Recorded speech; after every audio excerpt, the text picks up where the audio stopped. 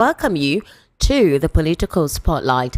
My name is Esther Nwachuku. You know how we do it on this program. We get to look into intricate issues within our socio-political and economic landscape, considering the fact that Nigeria is hugely ethnically and regionally divided. We try to have conversations that tends to reconfigure our political terrain and see how we can promote nationhood. Look at the stories behind the stories, the conspiracy theories. We're able to have a clarification on them. And obviously, we have a guest most times who join us in the studio physically, sometimes via the telephone, who give us their perception and in-depth analysis to some of these issues within Nigeria's political hemisphere. Once again, you know that we do audio visual. That is, you can join us virtually. So go on to YouTube right about now. It's at VOP 903 FM. Click on that subscribe button. All right, share, tell a friend to join the conversation. I would like to know what your own intellectual contribution would be on the program that we're going to be having this evening. And trust me, there are quite a lot that we intend to divulge, from conspiracy theories to the reflection or inducement to supposed infiltration of international spies within Nigeria's political hemisphere.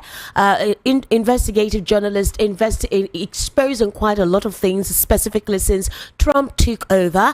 Obviously, some loots that have been discovered, continuous investigations about them, and the Nigerian police force, specifically the Police Service Commission and the Inspector General of Police, as well as the opposition political parties. What exactly are they talking about now? Where do they stand? And what their stance is their stance for the interests of the people or for selfish gains or selfish interests? So, trust me, is a bumper-to-bumper conversation we'll be having on the Political Spotlight this evening, and I do not intend to disappoint you. All right, we'll take a very short break, and then when we return, we'll head full straight on, throttling into the conversation. Just stay with us.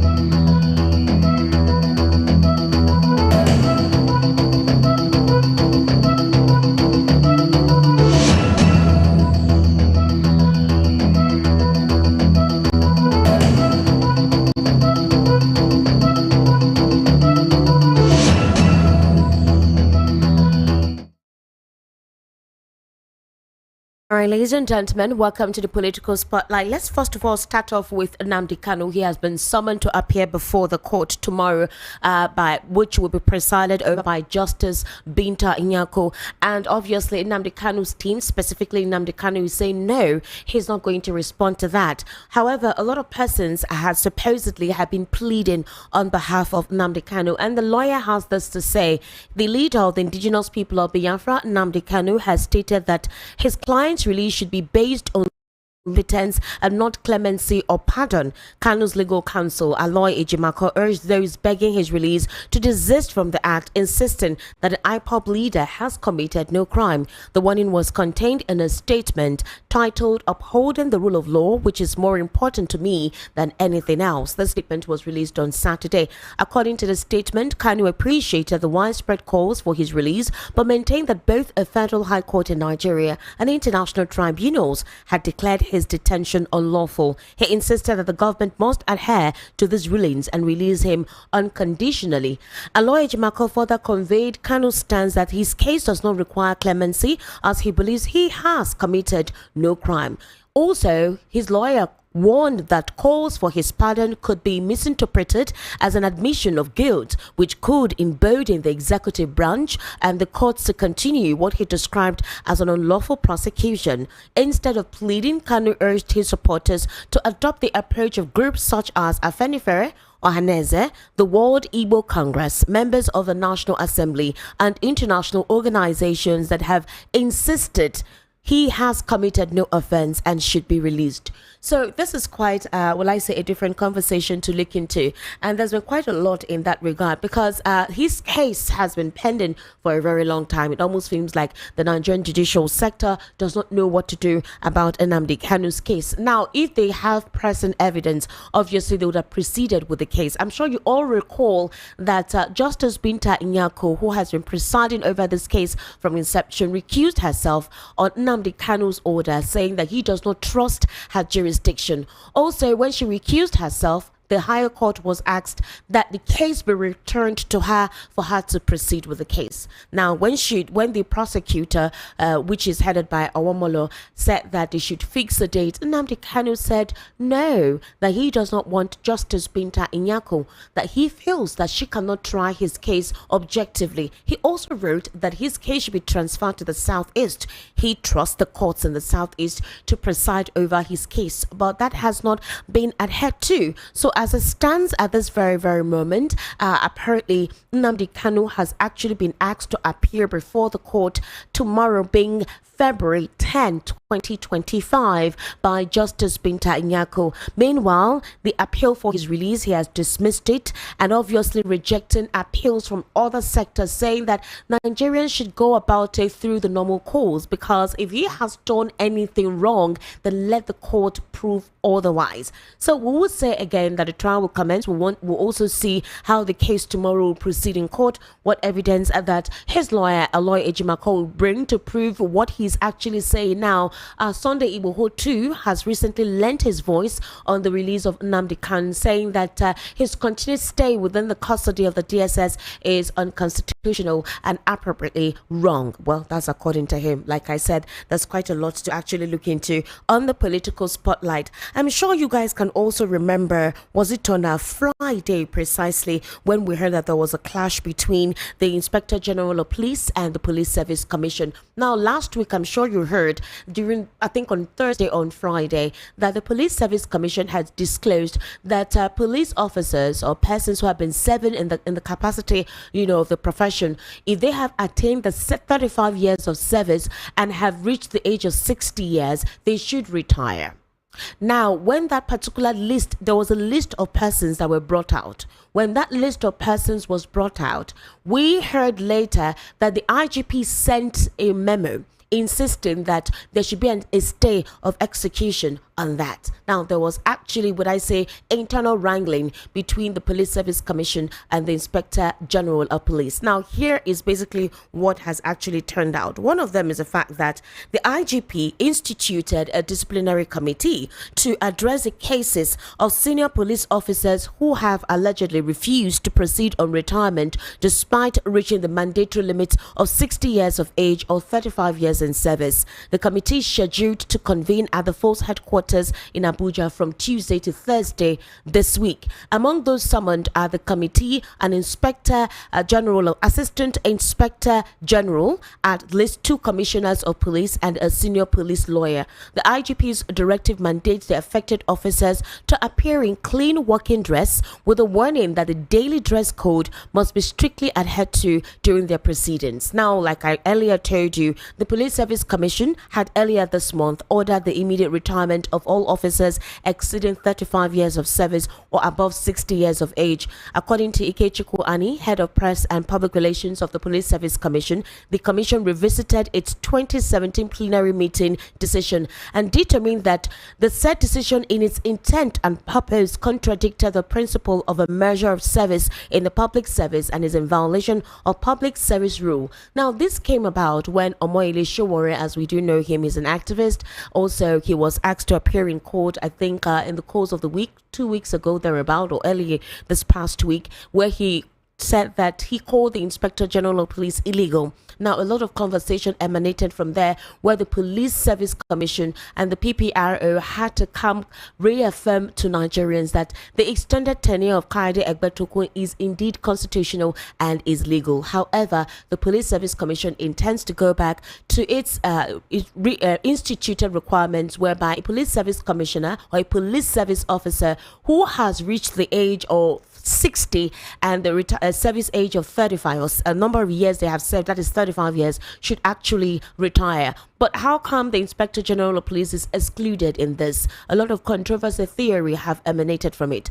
A couple of political theories believe that the president extended his tenure ahead of 2027. I don't know what that means. I don't know what role the police will actually play in the 2027 general elections. I do not know what role the Inspector General of Police will actually serve in the 2027 elections. Others have also said that maybe the next person who is supposed to be in line, which is AIG Imba, who is supposed to be in line. He's the next person that is supposed to be in line. Possibly they do not want him to actually attain that position or be in that capacity. Again, these are the conspiracy theories. These are the speculations a lot of Nigerians are having about this dilemma. But the thing is that the extension or the tenure of the IGP is legal, as the police has actually disclosed, and so we cannot doubt that. But now that he is setting up a disciplinary committee for those who have refused to retire after 35 years of service and attaining 60 years, is actually something else. I don't know how that pans out. My legal representative on the show today, and also a political analyst, will be helping us to delve into these issues. He'll be giving us his insight. Now, let me tell you guys something which I actually quite find to be very funny. I'm sure you know that last week, President Bola Ahmed Tinubu ordered the sack of 3 resident electoral commissioners, one in Sokoto, one in Abia State, and obviously Adamawa one. That's Yunusa Ari, Ikechukwu in Abia State, and another person in Sokoto. I cannot remember his name. Now, it's very funny because Yunusa Ari has not been able to appear, all right, either in court or physically present himself for any interview because his case has been in court. Now, INEC had initially told us that they could not lay a hand on Yunusa Ari. Later, we heard that he was sick, he collapsed. Later, we heard he was not in the country. Anyway, it was difficult for them to have a hold on Yunusa Ari. We stopped hearing about his proceeding in court until the president sacked him. You guys, guess what Yunusa Ari told us? Now, this is what he said. He has alleged that he was pressured to declare Governor Ahmadu Fintiri the winner of the controversial 2023 governorship election, despite possessing evidence that the APC candidate, Senator Aishatu Dahiru Binani, rightfully won. I don't know what evidence Yunusa Ari has. In that particular picture, he's seen holding a result sheet authenticating that him coming to announce that result is not illegal. Now, he was making this statement in Bauchi on Saturday during an interview with a select journalist. Yunusa Ari accused both the Independent National Electoral Commission chairman, Professor MAHMOUD Yakubu, and the Election Tribunal of deliberately ignoring evidence of widespread irregularities. According to him, he and other officials were pressured to declare Fintiri the winner under threats to their security. Swearing by the Holy Quran, he insisted that he acted in good faith and followed electoral guidelines. He also accused INEC's Board of Trustees, or INEC's ICT head in Adamawa State, whose name is Bala Aji, of compromising the election. Alleged that Aji handed over 20,000 sensitive election documents to Governor Fintiri. He further claimed that the documents were found in a private house linked to the governor, where top government officials were allegedly manipulating them. Yunusa Ari also alleged that Aji distributed beavers machines and bribed INEC staff with foreign currency on election day, calling it a blatant abuse of office. I am wondering, where was Yunusa Ari with all of these allegations he's making all this while that he was supposed to appear in court? Where was Yunusa Ari on the day he was asked to be seen and appear in the presence of Nigerians to tell us precisely why he announced that result when collations have not been concluded? Now that the president has sacked him, he has finally found his voice. These are huge allegations. I think Yunusa Ari does not care whose ox is God at this point in time. He's going to expose what needs to be exposed. Anybody whose head that the axe falls on rather does not concern him. So he's lamenting that his reports exposing these violations were ignored by INEC headquarters. According to him, he said he let the headquarters of INEC know about all of these irregularities. I think I need us to understand again what Yakubu Ari is saying. Yakubu Ari is saying that he legally possessed evidence that the APC Senator Aishatu Binani won that elections in 2023. Now, in Bauchi State, when he was speaking to a select journalist, he accused both the Independent National Electoral Chairman, Professor MAHMOUD Yakubu, and the Election Tribunal of deliberately ignoring widespread evidence of irregularities. And according to him, he said that he and other officials were pressured. Who are these officials? He said they were pressured to actually name Aishatu Binani as the winner of the elections, the governorship elections at the time. And it was under threat from security. Who are these persons that threatened you to mention Aishatu Binani as the winner? So I think what he's saying is that we were pressured, though, to announce Aishatu Binani as the winner of this election. Me, I have done my part. Whether it is true or not, whether she won or not, I have done what they asked me to do. I did it under duress. Some security officials were the ones that compelled me to do it.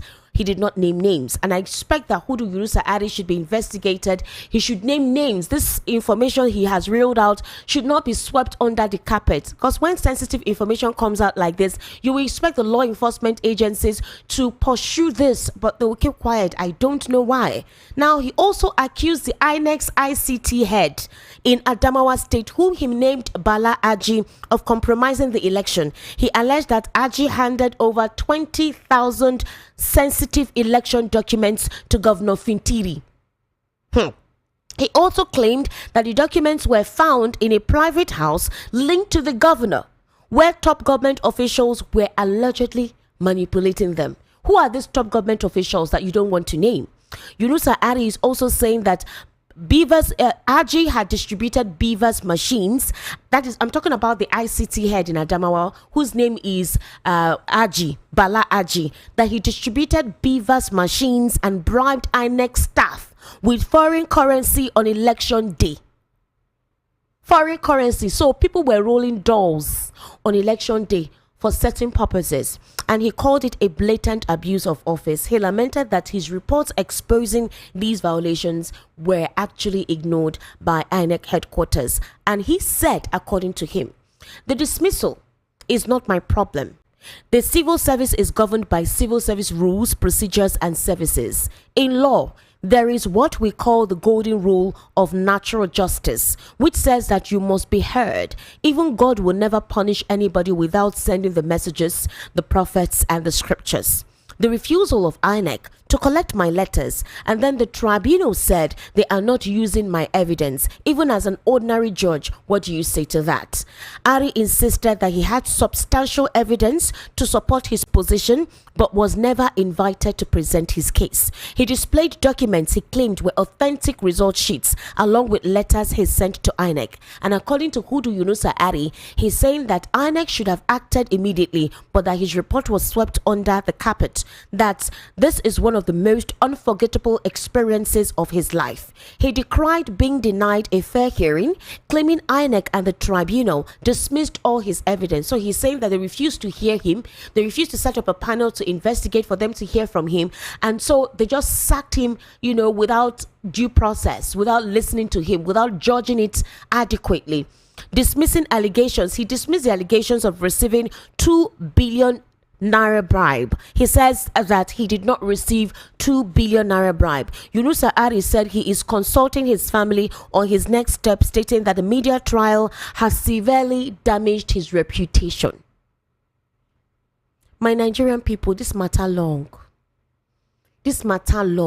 Again, like I said, I don't know how MAHMOUD Yakubu intends to describe how the 2023 elections went. 320 billion naira was set aside for INEC to conduct fair, objective, and balanced elections. You mean the presidential election had irregularities, the governorship elections as well? I wonder what MAHMOUD Yakubu has to say to this. Yunusa Ari made this disclosure to the press, I would have expected that immediately he be called, a panel set up, and not in secret. But the president has quickly sacked him. He's been dismissed and asked to go. A couple of persons will say that that is even a very soft landing.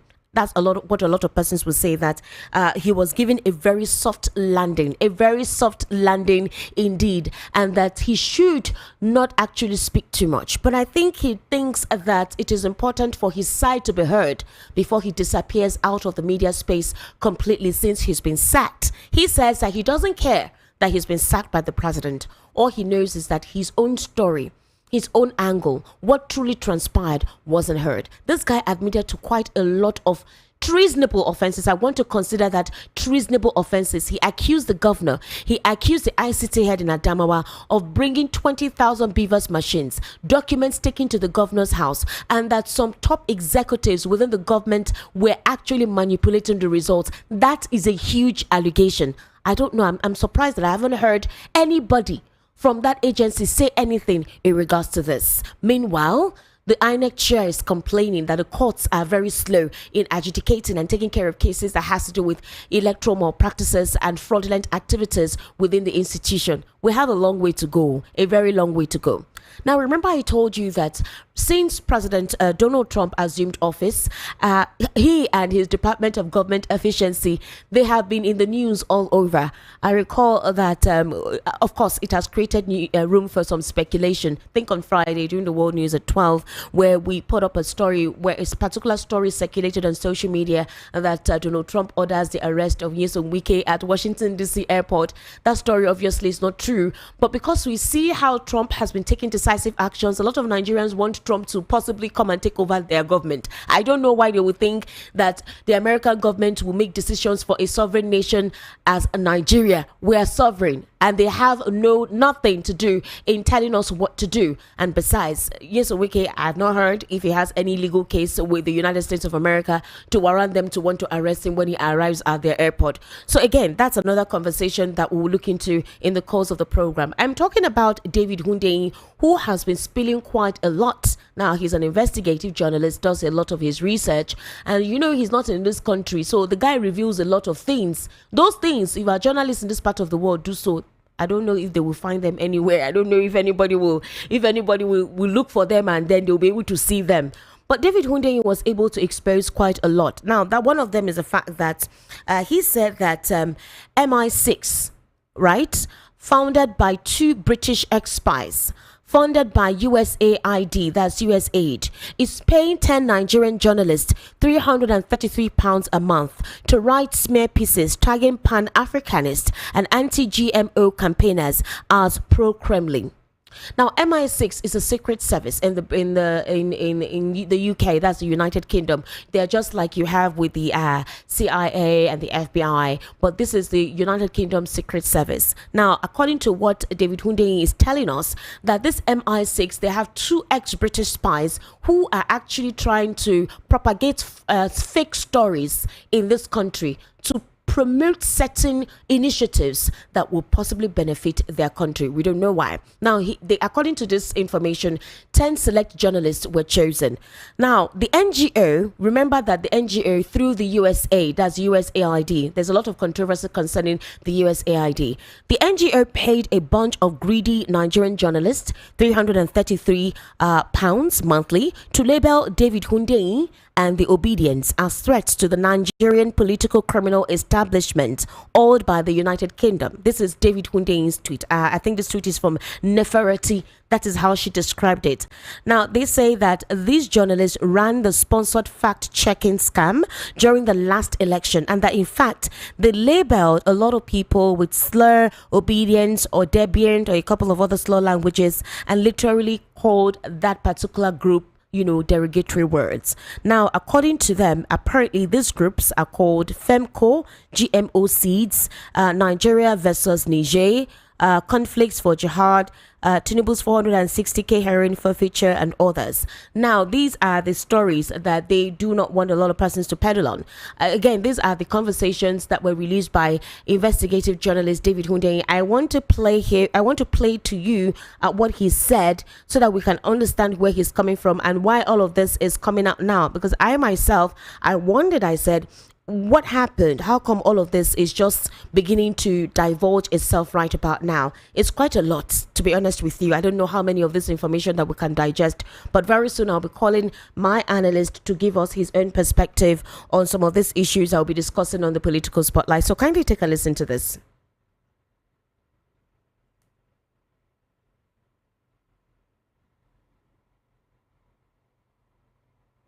Over 6,000 journalists, 700 independent newsrooms, and nearly 300 independent fact-check. The Columbia Journalism Review has revealed that over 6,000 journalists, 700 independent newsrooms, and nearly 300 independent fact-checkers, journalism trading organizations, and other media-focused NGOs have lost their funding due to Trump's gutting of USAID. But you want to know where else that chaos extends to? That's right here in West Africa. The NGO at the center of this is called the Center for Information Resilience, and it's a London-based NGO founded by two long-term employees of the UK Foreign, Commonwealth and Development Office, Adam Rutland and Ross Burley. Cindy Otis, a former CIA analyst, also sits on the advisory board of this very non-governmental organization. And he received his funding from the FCDO and from USAID. A few weeks ago, it hosted a retreat involving a group of 10 Nigerian journalists at the famous Kempinski Hotel in Accra, Ghana. At the retreat, each journalist was given a copy of his Q3 2024 Adaptive Country Plan, which is basically a document that outlines which prominent West African voices that British intelligence approves of and which ones it views as threats. So what approved people and positions were to be defended according to this document? Civil society actors, Nigeria's president, Shell, Bill Gates, GMOs, vaccine. And who were the threats? Pan-African anti-GMO campaigners, anti-Bill Gates content, Twitter users who criticized Shell, Peter Obi, and of course, David Hundeyin. Now, each of the 10 journalists was subsequently dispatched to Nigeria with a mission: produce one story every quarter that smears the voices marked as threats, with accusations of being pro-Kremlin, Russian-sponsored, misinformation, or any other combination of this buzzword soup. Their compensation was set at £1,000 a quarter. In other words, British and US taxpayers have been funding hostile foreign intelligence operations targeting journalists and social media users in West Africa, using this toxic soup of shadowy, extremely governmental, non-governmental organizations, and clandestine, unaccountable funding arrangements. As Donald Trump's war on USAID continues, it remains to be seen how far he would go in his mission to defund and rein in these out-of-control, unaccountable, secret state operations on both sides of the Atlantic.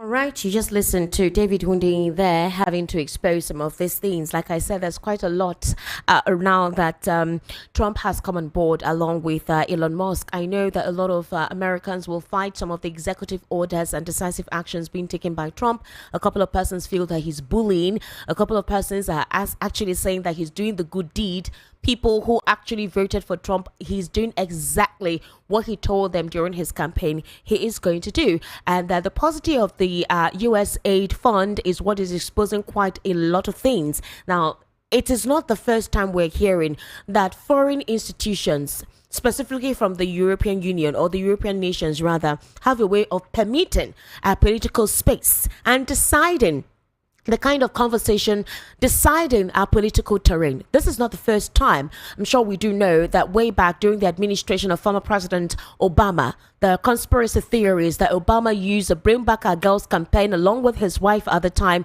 to destabilize the administration of former President Goodluck Ebele Jonathan so that they could instill somebody that they felt they could control. A lot of machineries had actually been put in place at the time to destabilize the Nigerian government. A couple of persons said that former President Goodluck Ebele Jonathan was intuitive enough to realize what was on ground, and he said the innocent blood of Nigerians are not worth whatever political ambition he had. And so from that particular moment, former President Goodluck Ebele Jonathan was able to steer the course in saving lives rather than pursuing somewhat what you call the greed of power. Well, that is not enough. With the talks of the fact that President Bola Ahmed Tinubu is a CIA asset, a lot of conspiracy theories surrounding why we have the foreign agencies, either the FBI, the CIA, and the MI6, deciding our political space, deciding conversations, paying off journalists to write about certain articles to promote their own ideals, and obviously paying other journalists to smear some certain persons whom they cannot control. Like I said, a lot is going to be divulged. And then before I call my guest this evening, US President Donald Trump has disbanded Kleptocracy Asset Recovery Initiative. It's an elite Department of Justice team tasked with tracing the billions of dollars assets looted by Nigeria's late military head of state Sani Abacha and other international corruption. Now, a source close to the unit confirmed on Saturday that newly appointed United States Attorney General Pam Bondi quietly dismantled the team earlier this week following authorization by Mr. Trump as his administration continues to wind down several government programs. This decision to disband the team came as a surprise to many, as the team was responsible for recoveries and prosecutions linked to billions of dollars in stolen assets, including the ongoing litigation involving some of Abacha's loot traced to Atiku Bagudu, President Bola Tinubu's budget minister. This development could potentially make it difficult to find previously undiscovered Abacha cash stockpiles, which investigators still believe are out there. The Kleptocracy Initiative was specifically launched in 2010 to track down assets linked to international corruption. However, responses are yet to be gotten from the Economic and Financial Crimes Commission spokesperson Dele Oyewale for comment. Also, presidential spokesperson Bayo Onanuga has not responded to requests to comment on this particular case. And I'm speaking from an investigative online newspaper called the People's Gazette. They had tried to contact the President's Information Minister on Strategy, Bayo Onanuga, no response yet, and also the EFCC chair Dele Oyewale, no response yet in that regard. Right now, I'm trying to establish connection with Barrister Eze Eliche. Obviously, he's meant to respond to some questions on some of the stories I've talked about, as well as how we have more other conversations coming on. We'd like to hear what he has to say concerning all of this information, his concept or perception to these issues. Barrister Eze Eliche, good evening and thank you for joining us on the Political Spotlight. How are you? I'm fine. Thank you for the invite. Thank you very much, Barrister Eze Eliche. Barrister Eze Eliche, I don't know if you listened to me at the beginning of the program, where I talked about Nnamdi Kanu exposing quite a lot during the governorship election, where he actually indicted MAHMOUD, Yakubu, and a couple of other top echelons in INEC as an institution of some misappropriation that took place. According to him, he is alleging that a lot of misdemeanor took place. Election materials were bought and mishandled by some top government officials. And INEC is aware of this information, but they refused to work on it. They swept it under the carpet. According to him, he said that announcing Binani as the winner, he did nothing wrong because he was with the result sheet. The big question is this: how come Nnamdi is talking now? Where was he all this while? But the president sacked him, and now he's exposing all of this. Of what use is this information now? Well, thank you very much. You see, that shows more of the shame of Nigerians. He's been cut out of the source of income, source of eating, and now he's feeling the pain. The man you just mentioned has not said anything new. Nigerians knew that when he announced the results of the lady as the governor, it was not anything different from the kind of result that MAHMOUD Yakubu announced when he announced that Bola Tinubu had won the elections. There was absolutely no difference, because the results announced by the electoral officials were fraudulent, were false. I mean, and it's replicated, that same manner replicated itself in several states. In the Rivers State elections, where Fubara was announced as governor, when it was very clear that the Labour Party had won. In Lagos State, virtually all across the country. So the electoral officer you're mentioning has not made anything new. He's only saying what Nigerians have always known, that the 2023 elections were the most rigged elections in the annals of Nigerian history. That MAHMOUD Yakubu just entrenched himself as the greatest figure in Nigerian's political history. So what they're doing with him is only making this point because he's been kicked out of office. That is the only reason he's making. In fact, we don't need to praise him. He should be ashamed of himself, and the shame applies also to the entire INEC hierarchy led by MAHMOUD Yakubu. Barrister Eze Eliche, the evidence is quite damning, or the will I say exposure is damning. Ever since this man disclosed this to a select journalist on Saturday, we haven't heard any update. We've not heard if he's been invited. We've not heard if he's been asked to come explain further. We've not heard if he's been asked to bring up all the evidence. He said he has evidence to support all of these things that he actually spilled to this select journalist. Now, the question is this. All this while that Collected-Yunusa Ari was supposed to be in court, it seemed difficult for INEC to actually have a hold on him. Were they afraid of something that they did not accelerate the procedure of the court case rather than suspending him? And according to him, he's saying that he's not bothered that he was sacked. What he's worried about is the fact that the media trial on him has discredited him. He wasn't given an opportunity to tell his side of the story, that there was nothing justifiable, that he deserves justice. So they swept everything under the carpet, slammed him with all of the charges without allowing him to defend himself. So how would you react to this? Well, the current INEC leadership led by MAHMOUD Kanu is so shiftless. I mean, they will only telling people to cut, or they will even keep quiet and let him keep on making noise. Because for a man to have stayed all this long, only feeling his being when he's been sacked, shows it's even a godless entity. So, I mean, it's unfortunate that the kind of people we have presiding over electoral issues, and then that is also the same people that will be presiding over the coming elections. And we have seen there will be no change whatsoever as long as those characters still remain in office. So I believe that INEC under this MAHMOUD Yakubu leadership will just allow him to keep on making his noise in the public domain, knowing that it will all be in a few weeks' time. Nigerians who are used to so much of these scandals will look at there will be more scandals to follow, and this one will just be swept with by the day. But it's really, really unfortunate. But like I said earlier, he's not telling us anything new. Nigerians knew that the result that MAHMOUD Yakubu announced in 2023, most of the gubernatorial elections results that are also announced in that same year, were all concoctions. Did not have any relevance with the votes cast. In Imo State, where can you mention that elections took place? So it's a shame. That's the bottom line of it. It was a huge shame, a national scandal. All right, Barrister Eze Eliche, that's quite deep. Let's look at David Hunde making quite a lot of exposure lately. I don't know if you saw that tweet where David Hunde wrote that ex-British spies called from MI6 actually paid journalists, some select journalists, about 10 journalists in Nigeria. They pay them £333 per month.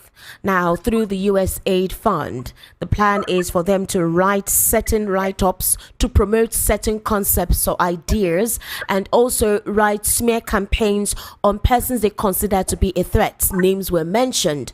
For example, they mentioned him, the investigative journalist David Hunde. They also mentioned Peter Obi, and then the followers of Peter Obi, as well as those that they consider to be a threat. Now, there have been talks that we've had these foreign institutions a couple of times for a very long time, infiltrating our political space and setting a terrain for our political trend, deciding how things should go through certain cunning means. How do you react to this exposure? Well, I think we continue to thank God for the emergence of Donald Trump as the president of America, because he's turning out to be a that will reveal several things that for too long has been muddled up, has been buried, but it's not going to be revealed. So, I mean, for some of us who've been aware of some of these things, it's been there. The United States Agency for International Development has been a huge global scam. They spend millions of dollars on Nigeria. When you come on land, you don't see any of this, any impact by these funds. So there are two people being cheated. The taxpayers in America are being defrauded because their monies are being given to African countries in the name of aid. And then those African countries are not even receiving it. So the second group being defrauded are the grassroots in the African countries involved. So the middlemen, which are the so-called NGOs and CSOs in Nigeria, and some bureaucrats in the US are the ones making all the money from all this process. So with regards to what Hyundai has just revealed about journalists being paid to broadcast, to make some kind of broadcast or to act against the national interest, it's been the norm. It's been the norm. Even some national media outlets, one of which is the Channel Television. I mean, let them come out and say, no, they're not one of these people. Because when you see the news broadcast, the line of news, they broadcast, you wonder, are these Nigerians or are they working for somebody else? So it's one of those things that is happening now, and Nigerians are becoming aware of it, and that there is now evidence, there is graphic evidence. We are seeing the money trail. We are seeing who was paid how much for what purposes. So that is what the distortion or the disturbance of the USAID fund flow has revealed. But as for what has been the truth, it's been on for quite a while.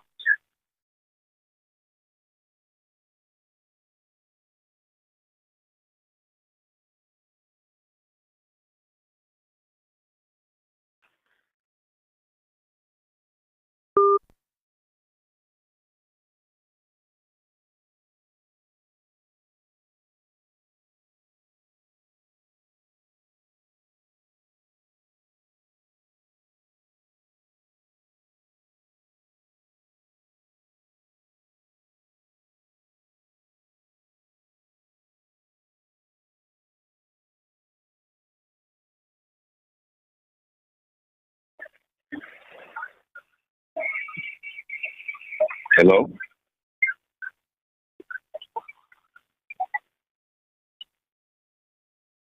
Hello, sir. Can you hear me? Okay. I'll try to contact him again. Okay, I think there was no audio, and that's why he couldn't hear me. All right, while I try to connect with Barrister Eze Luce, the reason I want to ask him a question on this is concerning the fact that Nnamdi Kanu's recusal, or rather asking that Justice Binta Nyako recuse herself from the case that is ongoing at the Nigerian court. Barrister Eze Luce, can you hear me? Hello, Barrister Eze Luce, can you hear me? All right, anyway, let's continue. So, Nnamdi Kanu is to appear in court tomorrow, right? He's been mandated to appear in court. But the lawyers are saying that Nigerians should stop begging on his behalf, that he has committed no offense. Barrister Eze Luce, can you hear me? I'm hearing you very well. Thank you very much. I'm so sorry. The audio wasn't coming out at the time. So that's why you couldn't hear me. Yes, I sincerely do apologize for that.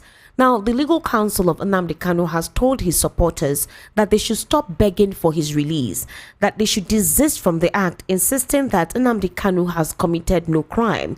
They warned in a statement very recently. According to the statement, they said Kanu appreciated the widespread calls for his release, but maintained that both the Federal High Court and the court in Nigeria and international tribunals had declared his detention unlawful. He insisted that the government must adhere to these rulings and release him unconditionally. What do you think we are to expect tomorrow in court? I have said severally on this media and other media that still pursuing the release of Nnamdi Kanu via the Nigerian judicial system seem not to understand the issues involved. They have exhausted all means, even made trials, appeals up to the Supreme Court. The release of Nnamdi Kanu has been ordered, and still the system is holding on to him. The ideal path for these lawyers to Nnamdi Kanu should have taken was to go international, whether it is the ECOWAS Court on Human Rights or the African Court on Human and People's Rights. These are avenues they can take this matter to. Continually begging or seeking for judicial solutions to what is clearly a political approach or political issue does not help matters. In court, I don't see anything happening. Maybe the judge will either say he's not feeling well, or the issues will certainly not be addressed. And for how long will they continue to punish him unnecessarily for such a long period? The lawyers should, for goodness sake, approach international tribunals, even at the ECOWAS regional level or at the African level, And not just wasting everybody's time, and then hoping that maybe there's something else they're looking for, not its release. Maybe there's something else, publicity, notoriety, or whatsoever. But if it's a judicial pronouncement, the ideal step to have taken over the continued detention of Nnamdi Kanu was to take this matter before appropriate international tribunals. Since the Nigerian have failed or have proven impossible to address the justice and injustice of this matter. Hello, Barrister Eze. Can you hear me? Yes. Okay. Yes, that's it. Yes. Okay, are you done responding to that? Yes, I am. I am done with it. Now, there are talks about the fact that our opposition is literally non-existent. For example, Atiku Abubakar, the presidential, the presidential candidate of the 2023 elections for the People's Democratic Party, recently divulged that the APC pays 50 million naira to certain persons to destabilize their opposition. For someone like Kenneth Okonkwo, who is very vocal, he said the APC is doing what they're supposed to do, but he would blame the political parties for accepting those funds, and that the political parties are not selfless. They are actually very selfish. Do we see 2027 as a very easy way through which this administration would win again, if indeed the president decides to recampaign?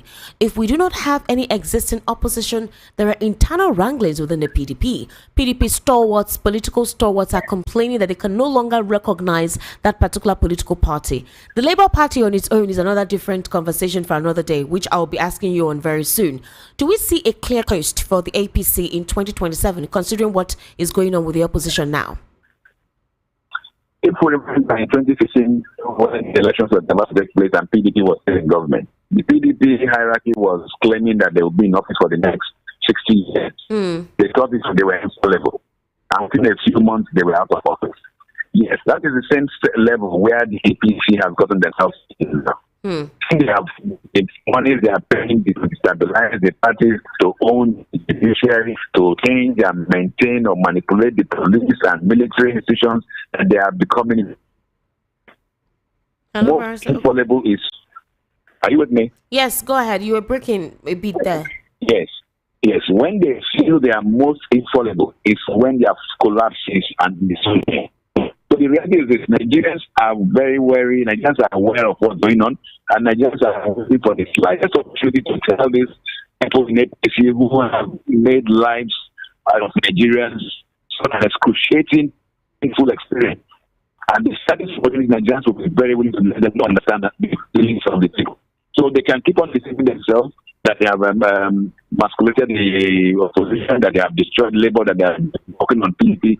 But at the appropriate time, I assure them that the political players in the system will converge, and the mechanism to ensure that justice is done against this APC will come up on board.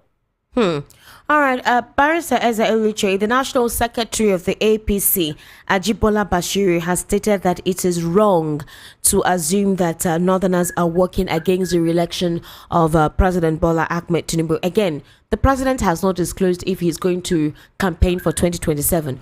All these are statements made by the supporters of the president. They presume that he would recampaign. We can't say, we don't know. The president has said right now he wants to focus on governance and ensure that Nigeria is raised out of the dust that the previous administration has put the country, specifically the economy, in. Now, while speaking on various issues, including speculations that the North is ganging up against the president, he described the assumption that Northerners working against the president's re-election is a fallacy of hasty generalization.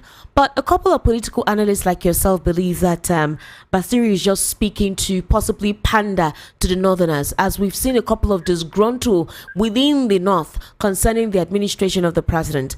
Do we think that Basiru is just trying to cover up certain lapses, or the fact that for now some of the Northerners are not saying anything, they're just waiting for 2027 to come close? Well, see, when they use these words, Northerners, Easterners, Westerners, Southerners, it's all part of the plot to destabilize Nigerians. The fact is that Nigerians know how they are faring under this dispensation. They will know whether they're enjoying or whether they are living a better life, whether things are going well for them, whether their health care is better, whether security is better. Nigerians already know. Nigerians who are congregating to ensure that they take care of the problem. It is not enough whether Northerners, Easterners, or Westerners. It is Nigerians from all walks of life, from all ethnicities, all regions. So I will not even fall to this prey, to this trap of Westerners, Northerners. I mean, it's ludicrous. It's things that we have overgrown. We should be outgrowing. Okay. It is Nigerians from every part of the country, All right, who are saying that enough of this nonsense, and enough is enough. So I mean, he can continue to deceive himself that Northerners, Westerners, and all that stuff. Who told him that even in where the Mr. President comes from in Osun State, that people are happy with this mess he has thrown Nigeria into? And the issue of whether the president Bola Tinubu wants to focus on getting Nigeria out of the pit we are in, it's not true. He has dug Nigeria further into the abyss. Right from day one, when he took over office and announced the so-called removal of subsidy, Nigeria has been on a downward spiral. And only for us to now realize that after the so-called removal of subsidy is still being paid in trillions. So anybody telling Nigerians that Mr. Tinubu is focused on trying to alleviate poverty or to address Nigerians' problems is not bloody lies. And we have outgrown that. Because the reality we see on ground is that it's making things worse for Nigerians. It's even creating more nepotism, more ethnic problems for the country. When a man decides that virtually all his military and all his service chiefs from his ethnic group, ESCC is Yoruba, police is Yoruba, chief of army staff is Yoruba, everything, and he's thinking that he's trying to make the we were shouting that the Buhari was a tribalist. But this has proved that under this Tinubu, it is far, far worse. Nothing can be mentioned that was better under Buhari than it is now. Everything has gone worse. Everything has gone worse. Is it the health sector? Is it the education? Is it the transportation? Everything. And there's nobody saying that Mr. Tinubu is working towards making Nigeria better. It's actually made Nigeria worse. So Nigerians are waiting for an opportunity to lawfully, constitutionally, and legitimately show these characters in office now the way out of office. But Barrister Eze Eliche, right? The president has said that he's running an all-inclusive government. In fact, his supporters are saying that his administration is the best when it comes to carrying everybody along. Others also believe that the president doesn't necessarily need any money from Nigeria, as a lot of people claim that he's supposedly amassing wealth for himself because on his own he has his money, but that because of his passion, all right, his passion to rejuvenate Nigeria, to restructure or reconfigure the quagmire we found ourselves, that is why he actually is serving. But the thing is this, again, is a very huge situation that we're looking into right now. A couple of persons feel that the North thinks that they are the most deciding factor when it comes to winning elections, and that you need to pander to them. You need to play along with them. You need to give them whatever demands they ask so that they can show you support.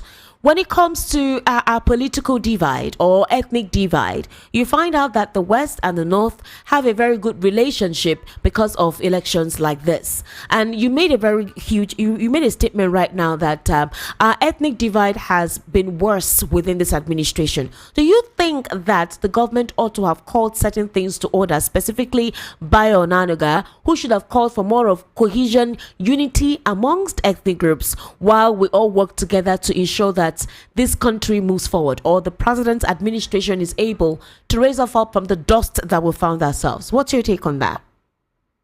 Well, this government invests heavily on divisive tendencies, on promoting division in the country. That is why characters like Bayo Onanuga and Reno Mokri are making so much noise, ethnic noise, to create schisms in the country. So, I mean, he cannot be pretending he's not aware of them, because we see the same characters who do very vile things to other ethnic groups in Nigeria, holding meetings with Mr. President, having handshakes with him. But cannot deny that the presidency is deeply involved in creating divide in this country. But Nigerians are tired of it. We have come to realize that the issue is not Yoruba, Igbo, Hausa, Fulani, Chukuru, or whatever. The issue is that people are working against the interest of Nigerians. And Nigerians will have a resolve that enough is enough. And I think we have gotten to that point. We have passed the point. So what people are actually waiting for now is that legitimate opportunity to show this guy is the way out. And you may think that, yes, there might be people who are planted, who have vested authority, who will be the makers and shakers. But again, let us make reference to what happened to the PDP in 2016. When they were infallible, they were the oracle, and suddenly, despite the 60-year tenure they gave themselves, they were out of office in a few months. So hopefully it will happen to the APC when it happens. All right, Barrister Eze Edeche, let's look at this. For example, the situation with Donald Trump and disbanding the elite DOJ team, tracing multi-billion-dollar Sani Abacha loot for Nigeria. We know that it disbanded Kleptocracy Assets Recovery Initiative. It's an elite Department of Justice. They're tasked with tracing the billions of dollars assets looted by Nigeria's late military head of state, Sani Abacha, and other international corruption. Now, a source who is close to the unit confirmed to the People's Gazette on Saturday that the newly appointed United States Attorney General, that is Pam Bondi, quietly dismantled the team earlier this week following authorization by Mr. Trump as his administration continues to wind down several government programs. If this elite team stopped tracing these assets, does it mean that a lot of monies that were collected and kept in other Swiss accounts across various European countries will no longer be traced, and those countries will now be the ones to take over that fund? I mean, how do you see this disbandment? How do you see this new direct decisive action from Donald Trump? Well, that does not model up issues. The Kleptocracy Assets Recovery Fund was not targeted at Nigeria. Actually, the main focus of that group committee had been even the Russians. And that is where most of the assets in billions of dollars have been seized or recovered. The amount that has been recovered from the former regime of Nigeria has been very, very minute. So what Trump did was in with his desire to end the Russia-Ukraine war, was to ensure that he was seen as being left on a level field with the Russians. So in that committee of that asset recovery panel was to move on with the creating peace between Russia and Ukraine. But regardless of what has been happening in Nigeria from this recovery process, you ask yourself, over 10 years, how much has been recovered? And the same way the USAID has been working, I will assure you that millions more than what was given to Nigeria was paid to so-called consultants and then middlemen. Total nonsense of even the amount that came to Nigeria from this country. And it's odd that a former governor who was instrumental to this looting of the president was dropping his foot in U.S. banks, it's a minister in this regime. So the fact is that the actions of Trump was not targeted on Nigeria. Nigeria is only a peripheral peripheral impact on Nigeria. The major target of that asset recovery agency was Russia, Venezuela, and other areas where America has multi-billion-dollar interest. Not in the Sani Abacha loot. And by the way, one thing Nigerians should have clear to themselves is this: Sani Abacha never traveled out of the country. Okay. So all these loot being attributed to him are all without even being an expert, it amounts to nonsense. You have characters who were stealing under the name of Sani Abacha, who never left the shores of this country. He never did. They scared the hell out of the young man, and he locked himself up in Asorok. And they used that to put money out of the country. So we keep on mentioning Sani Abacha when the man did not travel anywhere to drop any funds. So how were those funds taken? How were they taken out of this country if he did not travel? I remember at the time, yes, it's true, we were blocked at the time because of the kind of government we're running then. But how were these funds taken away? No, that's what you have to ask his former CSO and then this former government, who is now a minister in this government. These are the people who were actually working all the trips. So mentioning the name Sani Abacha is just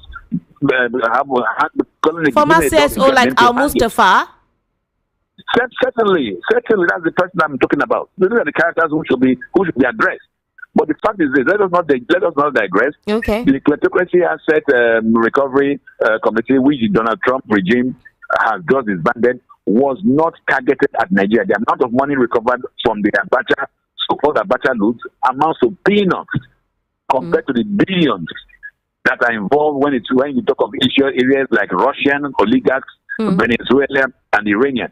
So those are the main targets of that Asset Committee that was disbanded, and not Nigeria. Okay. Now, finally, Barrister Eze, before I let you go, you've actually spoken quite a lot, and I want to open the phone lines to hear reactions, recommendations, and contributions from our listeners. A pro-democracy group, they call themselves Transparency and Accountability Network, that is TAN. They are calling on the National Security Advisor, Malam Nuhu Ribadu, to take immediate action against former Kaduna State Governor Nasir El-Rufai over what it describes as inciting statements capable of destabilizing Kaduna and spreading unrest across the country. They gave grave concerns over El-Rufai's recent remarks, warning that they could escalate political tensions beyond Kaduna State if left unchecked. El-Rufai recently accused his successor, Governor Ubasani, of secretly receiving billions of naira from the federal government without informing Kaduna residents. He also likened President Bola Tinubu's administration to a military dictatorship, saying, "For those of us who lived under military rule, we know what it is. We don't want military rule, but we also don't want civilians behaving like the military in their babariga and suits." So the question now is this: well, how come that El-Rufai is really speaking out at this point in time against his administration? Could it be because he's not part of those who are being favored? That's one. Two, his son, Bello El-Rufai, to him, that is the son of El-Rufai, is saying that they should please, all right, the ongoing rift between his father and his successor. He's saying that they should try as much as possible to ensure that they try his father with clear conscience and good intentions, meaning that whatever investigation procedure is ongoing, it should be done without bias. It should be done astutely and objectively. That is what the son of El-Rufai is saying. He's a senator. So according to him, he said that for him, it is unsettling. I wouldn't love to see my enemies picking a fight with each other. He loves peace. Regarding the investigations launched by Governor Sani's government into his father's administration, Bello stated that probing the past government is not a bad idea, but it should be done with clear intentions and not to humiliate anyone or settle personal scores. Rena Omokri tweeted something on X. He said that ever since Nasir El-Rufai left, that they have witnessed less ethnic and religious tensions in Kaduna. How do you react to this? Well, Nasir El-Rufai has been a noise maker for quite a while. We will be talking of objective treatment of Nasir El-Rufai now. When he was destroying houses as FCT minister, was he giving the owners of those houses objective responses? Was he being just on those areas?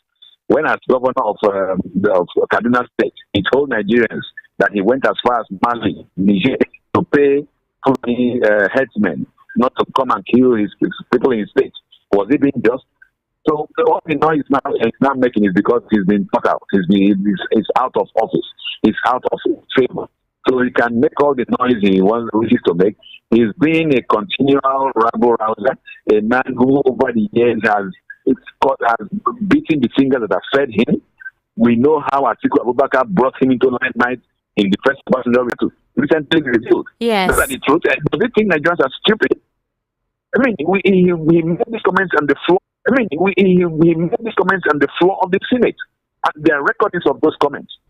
So the unfortunate part of this whole thing is that both pros and cons of opposition and the government, Nigeria has the same kind of black cats, calling the black pots, all kinds of names.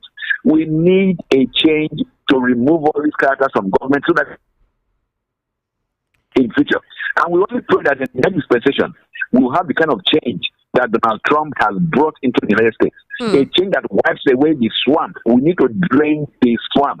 For too long, they have leached on Nigeria. They have sucked the blood of Nigeria. I'm talking of both sides in this conflict you just raised now. The issue of both El-Rufai and Nuhu Ribadu. I mean, they have taken us for a ride for too long. The CSO who is calling on Bribes to come in and do what do you want him to come and do? He's serving as a master. Does he have the integrity to act against Rufai? He doesn't. That is unfortunate reality.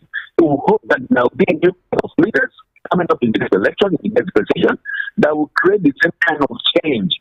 Shape up the polity like Donald Trump is a. Hello? Don't fall. Hello? We don't fall to the same. Okay. Hello, can you hear me, Barrister Eze? I'm hearing you very well, yes. All right, you were breaking at some point. Please continue. Yes, I said we hope we don't have a continuation of the same when we have an opportunity to change the elections. All these characters should be swept out into the refuse bin where they belong. So I have a fresh opportunity that is fresh, like the US is now having without Donald Trump. Thank you very much. Barrister Eze, I did not get you clearly on that at all. The line is really poor. Okay. What did you say? What I'm saying is that we hope that at the next electoral dispensation, Yes. we will have an opportunity to clear the swamp that has sucked and held onto Nigerians' future for too long. Whether they are currently in the position or in government, and I'm particularly mentioning people like El Rufai or Nuhu Ribadu. Okay. We hope that the next regime coming in will be like what Trump is in the United States. You have to drain those people who are holding the country backwards. Let a new crop of leaders come up and Nigeria will shine. Thank you very much. A couple of persons are saying that Trump is really a bully, that he's just giving decisive actions without thinking of the consequences and all, and that the courts in the United States will have to look into some of these actions he's taking. Today, some Nigerians are praising Trump on his executive orders and condemning the president if he decides to take executive orders on certain things, which may be considered to be stifling or an infringement of our freedom of expression. How will you react to this phrase or this perception? You cannot compare white and black. Anybody who's trying to compare, we know the aversion of Mr. Trump to issues of drug abuse, to drug trafficking, and we know the antecedents of the current president on those issues. We know that the kind of the executive orders Trump is giving is with very altruistic motives to clear and drain the swamp in the United States. Meanwhile, over here, you have a president who is employing his cronies and being an ethnic champion, bringing people from his tribe to occupy the highest offices everywhere. So, I mean, any attempt to make such comparison is just being foolish. I'm saying that with all due respect. You compare equals, not you don't compare extreme opposites. But Barrister Eze Eluche, a couple of persons will say you're not being fair to the president. If he doesn't employ persons from his ethnic group, who should he employ within his team? There are allegations that the first term of Donald Trump, he surrounded himself with persons who did not have genuine interest to work with him, and somehow they, kind of fractured his administration. This time around, he's surrounding himself with persons that would ensure his vision and, realistic tendencies for the United States comes to a reality. Why would you condemn President Bola Ahmed Tinubu for surrounding himself with persons he trusts, and specifically because they're from his group? I mean, his predecessor, former President Muhammadu Buhari, did the same. So why would you condemn President Bola Ahmed Tinubu for that? Yes, I mean, if he was remaining himself, if he was remaining as governor of Lagos, there would be no issues. But you don't come to the federal level, to the center, and you surround yourself only with your ethnic, your people from your ethnic group. And that is why you see all the policies in Nigeria are geared towards Lagos. The coastal road starts from Lagos. The Lagos Sokoto road starts from Lagos. The seaport, the airport, everything is surrounded, it's related to Lagos, because you brought Lagos characters to the national level. When this is a country of over 400 ethnic nationalities and such a diverse country, so you don't colonize the wealth, the entirety of Nigeria into your ethnic group and say you're only choosing those who you know. If you only know people from your ethnic group, then remain an ethnic champion. You have no business coming to the center, coming to Abuja and say you are becoming president of the Federal Republic of Nigeria. That was why people condemned Muhammadu Buhari, and that is why people are also condemning Bola Tinubu. You cannot be an ethnic champion and claim to be championing the progress of Nigeria. It's not possible. All right, Barrister Eze Eluche, thank you so much for taking your time and giving us all those insights on some of the questions posed at you. I sincerely do appreciate you being part of the political spotlight today. Thank you very much. Thank you very much. All right, ladies and gentlemen, I would like us to also listen to Kenneth Okonkwo. Remember that this is a political spotlight. I told you earlier, before I called Barrister Eze Eluche, that Kenneth Okonkwo actually spoke decisively. One of the things he said is that he is still a member of the Labour Party, but not under Julius Aburi. I was wondering what he meant by that statement. Then he now said that he believes to be part of Nnamdi Usman. Now, you recall that the Nnamdi Usman committee was set up by Alex Oti, Peter Obi, and a couple of executives then who were not in partnership or who did not like the trend of Julius Aburi, which obviously the court did not recognize when letters was written by Peter Obi and Alex Oti for that particular Nnamdi Usman team to be recognized. Well, you know, Kenneth Okonkwo is coming out to tell us now that he doesn't recognize Julius Aburi as his chair of the Labour Party. And however, he berated the opposition for not standing true and firm to their belief in this polity, and actually, you know, saying that the APC is doing what is right to ensure that they have a hold in the political space, all right, to ensure that they continue to be ahead. So I would like us to take a listen to what's his name, Kenneth Okonkwo, stipulating that via a monitored television program, and then obviously I'll open the phone lines for us to hear what he had to say concerning the reaction to some of the issues we discussed. That I would never blame the ruling party for anything that is happening in the opposition party. Because excuses and successes do not go hand in hand. I listened to His Excellency Atiku Abubakar saying that the ruling party gives 50 million naira to the opposition party. I was not ashamed of the ruling party. I was ashamed of the opposition party. You're actually indicting the opposition that they are very corrupt. If there is no willing receiver, there will be no available giver. It is a legitimate political weapon for any association, party, or country to use whatever means to destabilize the opposition or opponent. I mean, it's not like Nigeria spying on Niger Republic. And you're telling me, for instance, that if there are people from Niger Republic who are accepting the money of Nigeria to sell their own country, then you are coming to blame Nigeria for doing what they should do. Opposition has not lived up to the expectation of the Nigerian people, and they should own up, take responsibility of that failure, and go back amongst themselves and do the right thing. Reject the ruling party's offer to destabilize you, because it is in their own political interest to destabilize the opposition. But the opposition allowing itself to be destabilized shows that they are incompetent and corrupt. What is going on in the opposition party is because of the opposition party, not because of the ruling party. In 2023, when we convinced Nigerians that there should be a change of government, we rejected every entity from the ruling party. There is nobody in opposition that is very popular, that is very focused in what it's doing, that will not be enticed by the ruling party. It is whether you accept it. So when you accept it, don't come to begin to blame the ruling party. Look at what is going on in PDP, for instance, as what you said. Some people came out as G5, worked against the interest of the party, not covertly, but overtly. Yeah. And everybody saw it. And you, the opposition party, accommodated them and excused, gave excuses for them. Normally, when you allow such things, it will start graduating. Now, they want to take over the party. Now, the ruling government has given them appointment. And from that seat, they can use whatever income that is coming to purchase the remaining people. So they will go ahead to hijack the party. And when they hijack the party, then the true members of the party will become servants to the servant. Because their main leaders are now servants to APC, being ministers in APC. And the remaining ones are servants to that leader. So, meaning the PDP is now a servant of servants to APC. So you have to reject the yoke on your neck. You have to say, let me breathe. So what is happening in the PDP? Can you imagine the secretary? A court has given decision, has given judgment. The first court has given judgment.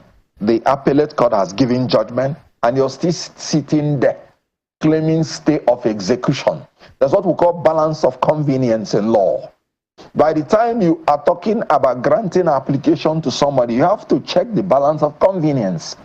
If you say the secretary that did not get judgment should remain in office while the Supreme Court is considering it, it is an injustice on the person that got judgment. Because before the Supreme Court will finish, the tenure would have finished. No, the person that has judgment of a court should take possession, pending if you go and get contrary judgment. Because the balance of convenience is in its favor. It will be an injustice. I don't want us to miss that thought.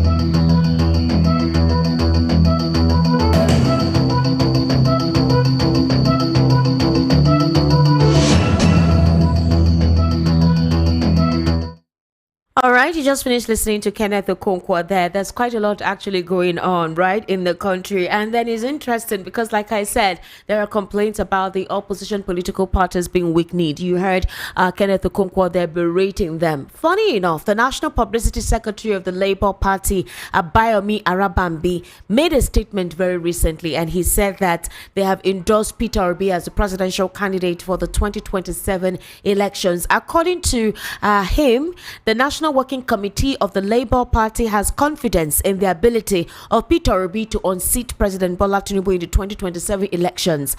The party also endorsed Governor Alex Oti of Abia State's re-election bid and Gbadebo Road's Vival as the party's flag bearer in Lagos State. Arabambi, who said the party is united under the leadership of Peter Obi, added that Nigerians and especially the youth would vote massively for the party's candidate. Do you know the irony of this entire thing? Arabambi, the publicity secretary of the Labour Party at the time, was a factional publicity secretary of the Labour Party along with Lamidi Akpakpa, frustrated this Peter Obi man during the election petition tribunal hugely, to the point whereby the Labour Party seemed like they had no focus, no direction, nothing.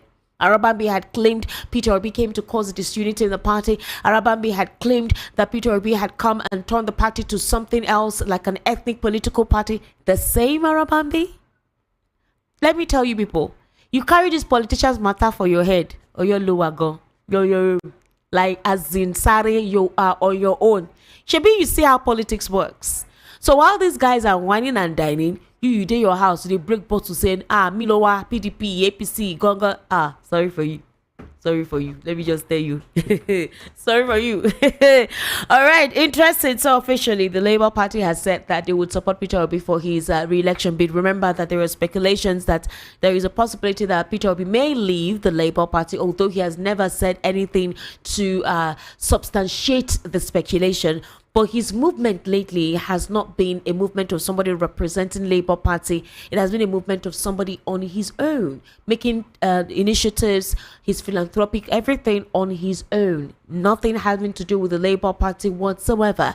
And we saw how the local government elections in Abia State went. It did not go in favor of the Labour Party. It went in favor of the Zenith Labour Party. A couple of people believe that it was deliberately orchestrated by the state governor there as a means to, in case Labour Party no work, I have an automatic stay at the Zenith Labour Party. Again, these are the conversations that we're looking into in the political spotlight. I would like to hear what you have to say on some of the issues discussed and and the conspiracy theories that have been divulged on this platform, specifically from David Hunde, who is an investigative journalist. Do you believe in some of this thought process and the political situation in Nigeria right about now? The number for you to call is 0700 903 903 903, 0700 903 903 903, or you can call 080 3692 9933. If you're watching us on YouTube, I think they'll put the number there so you can easily call 080 3692 9933. All right, or you call 0700 903 903 903. Hello, good evening, welcome to the Political Spotlight. How are you? All right, 0700 903 903 903. That's the number to call, or you call 080, all right, 3692 9933. 080 3692 9933. Hello, good evening, welcome to the Political Spotlight. What's your name? Hello? Hello? All right, I can't hear you. Please turn down the volume of your radio set or whatever it is you're listening to. Please turn it down completely. All right?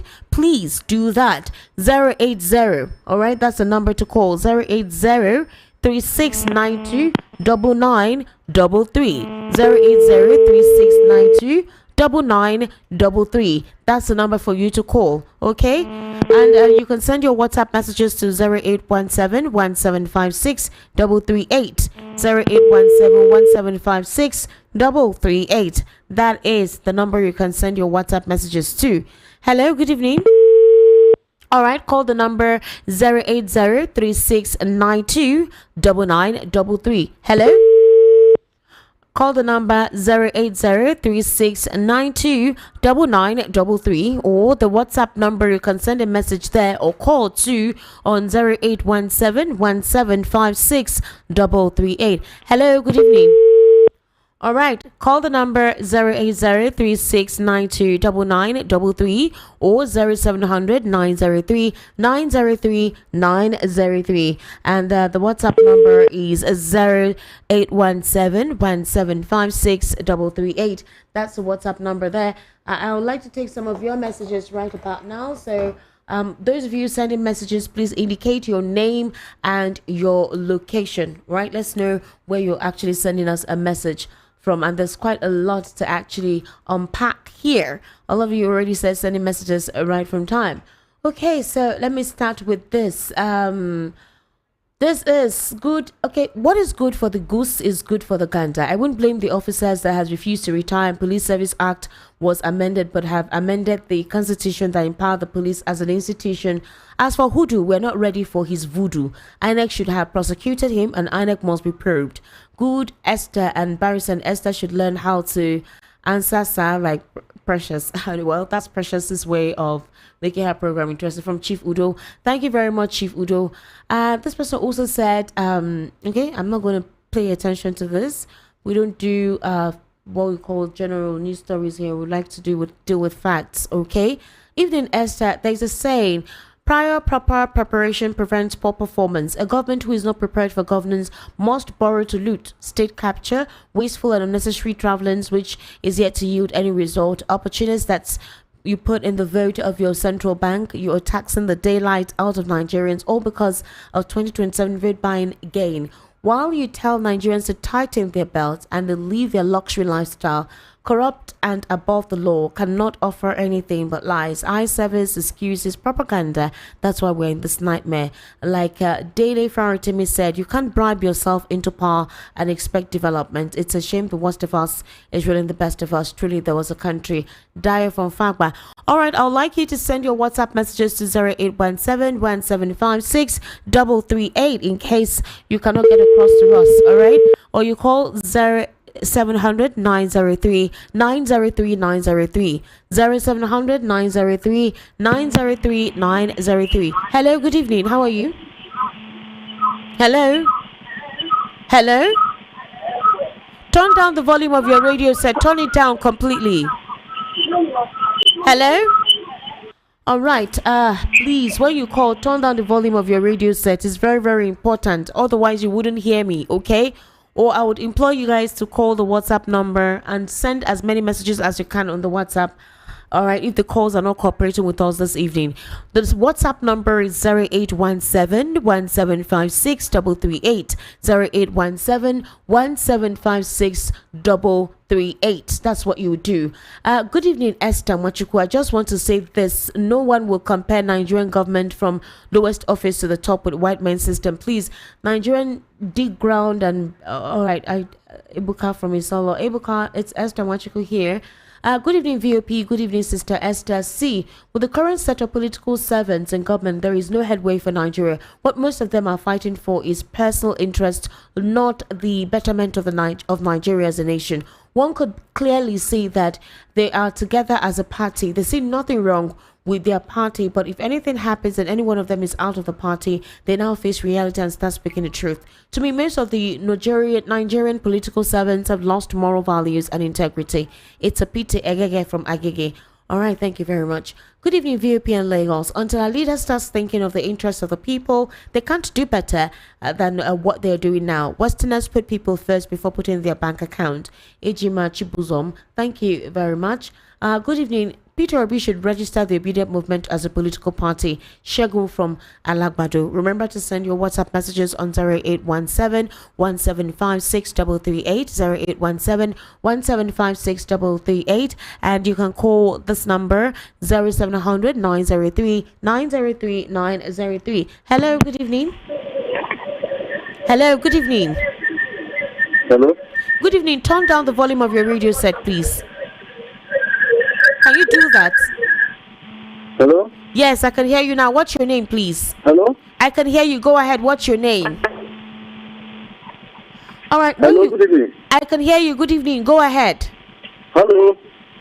All right. When you call, know that we can hear you. All right. I don't know when this will be clarified, but when you call, know that we can hear you. So go ahead. Tell us your name, tell us your location, and go ahead with your recommendation. Remember, you can send WhatsApp messages on 0817 1756 338, 0817 1756 338. That's where you can send your WhatsApp messages. You can also try to call the WhatsApp line, and you can call 08036929933 or 0700 903 903 903. Hello, good evening. Welcome to the Political Spotlight. Hello, good evening. Welcome to the Political Spotlight. How are you? 0700 903 903 903. Hello, good evening. Hello. Hello. All right, when you call, go ahead, tell us your name, and we'll definitely hear what you have to say. Tell us your name and your location. Happy Sunday, Esther and VOP family. I feel Arabambi has started talking in favor of Peter Obi so that he will get attention and patronage of the ruling party again. Arafai is just a Confucianist and noisemaker. This is the same Arafai that boasted and celebrated how he helped to install Muslim candidate both in Asa Rock and Kaduna government. He likes playing God, but he may not overcome this one if God has chosen to pay him back.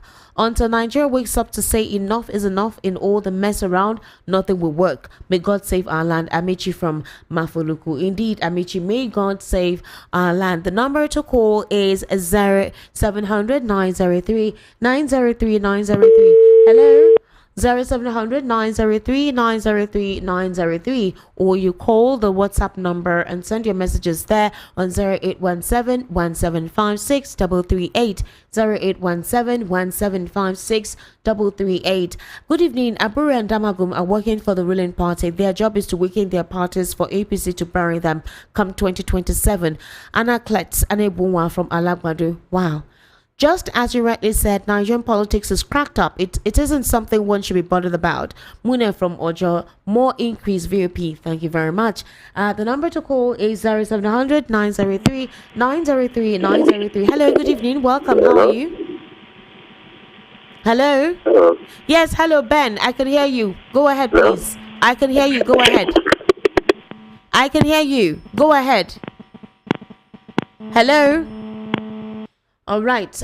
When you call, please go ahead. Or better still, call the WhatsApp line or send a message there. Okay. So this is the WhatsApp number 0817 08176338338.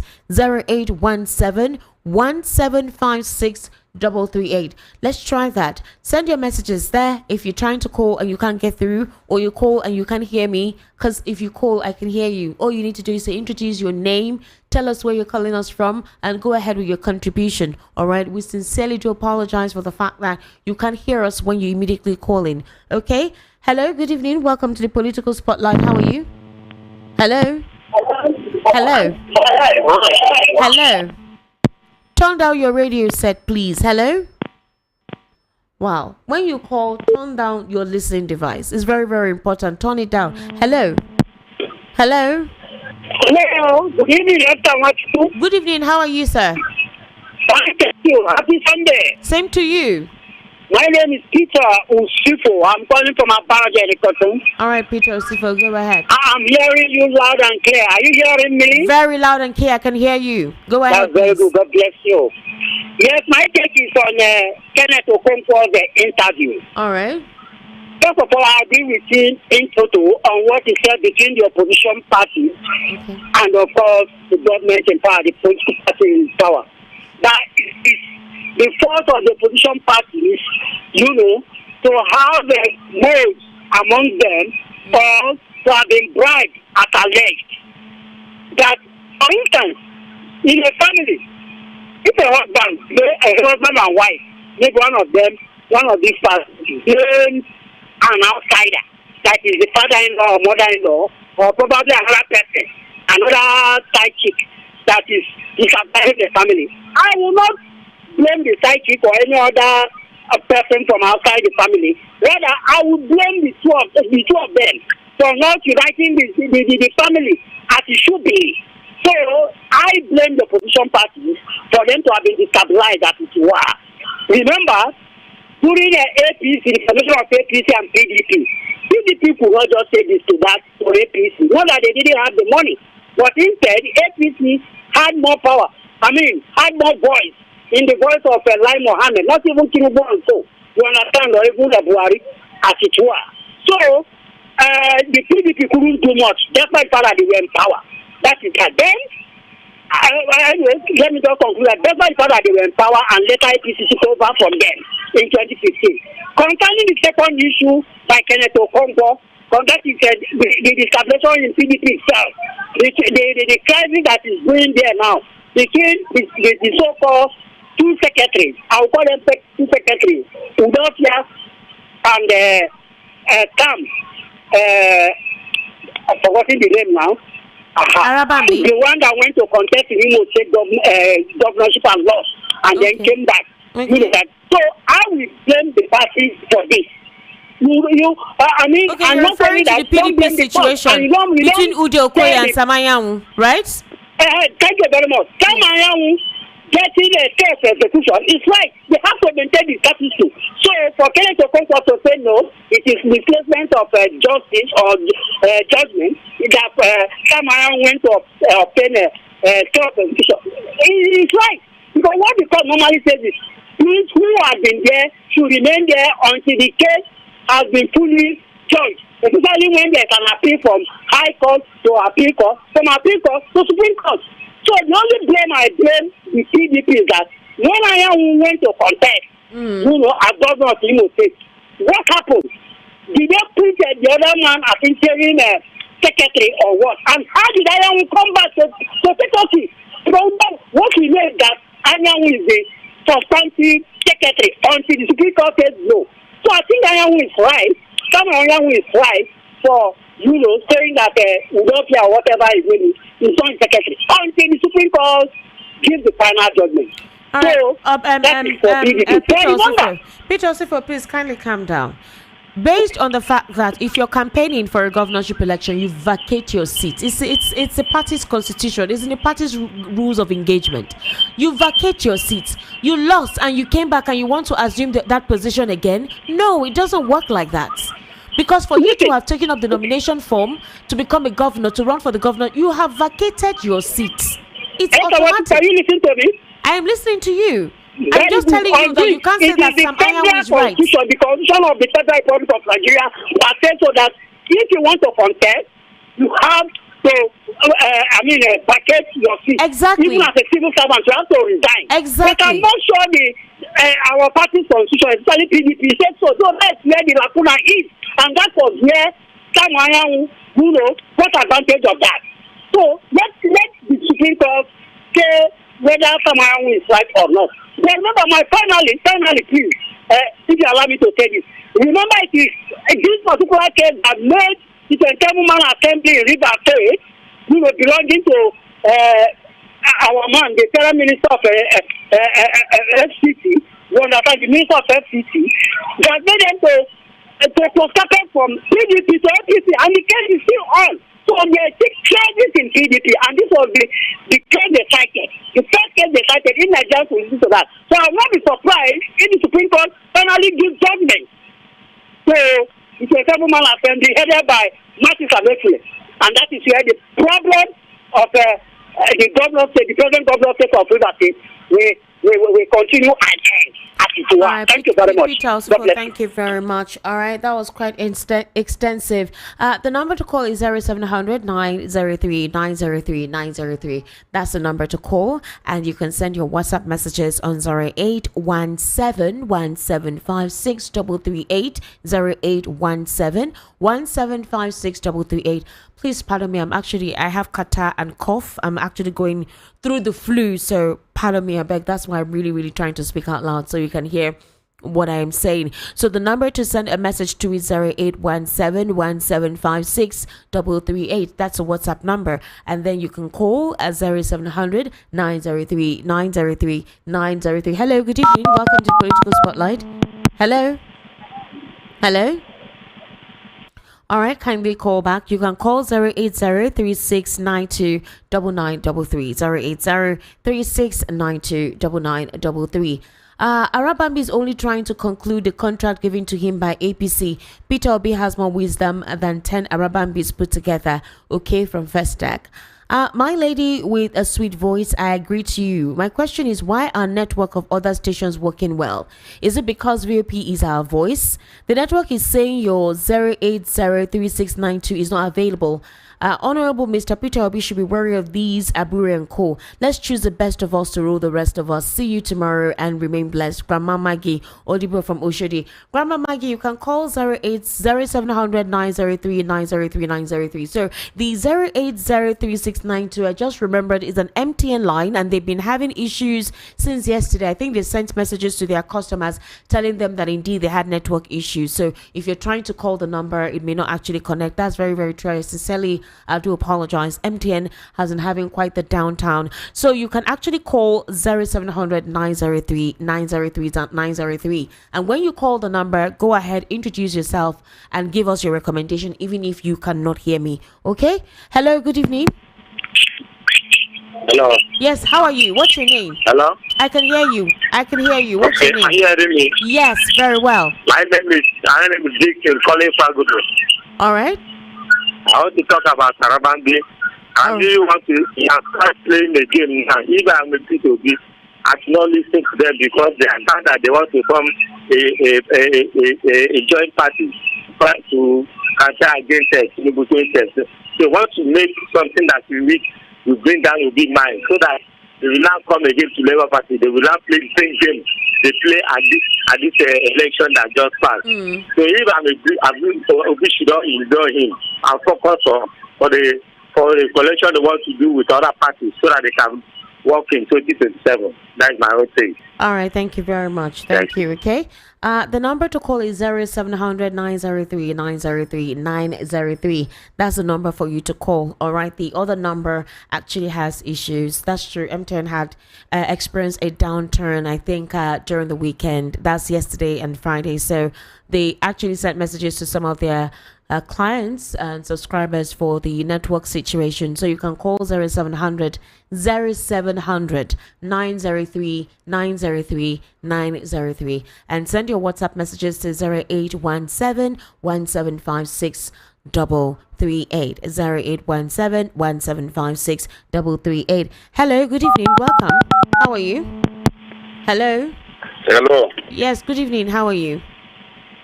Hello, good evening. Yeah, my name is Innocent Esther. I'm coming from MAHMOUD on the first state. Go ahead, sir. I'm not hearing you, but I know you are hearing me. Yes. So what I want to say is, for these people now, this Arubambi that is saying that this man should continue going 2027, that they are in support of him. You can't see that they are now using this man to play. They are just making joke of caricature of Mr. Pitobi.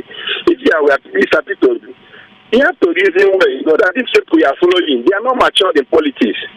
And the ones that are matured, the majority of them are the PDP and the APC. Look into those places.